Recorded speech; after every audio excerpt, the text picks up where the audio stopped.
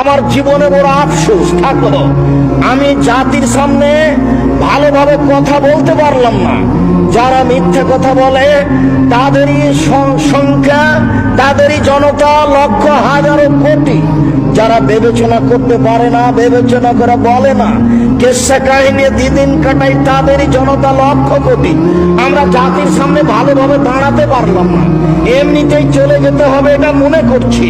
এরপরে বলছি, পরিস্থিতি যা, যেইভাবে বক্তব্য চলছে, যেইভাবে সামাজিক অবস্থা, তাতে বক্তব্য দিয়ে ইবাদত করে বিচার মাঠে জান্নাত পাবো এটা আমার মনে বলে না।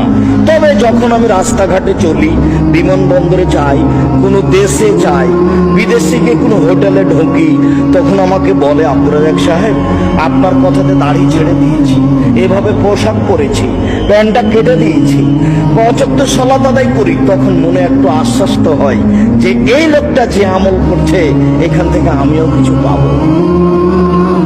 আমি আসলে আপনার আমল দিয়ে একটু কোন রকমে জান্নাত পেতে চাচ্ছি, নিজের কিছু আমল দিয়ে জান্নাত পাবো এমনটা আমার বিবেচনায় আছে।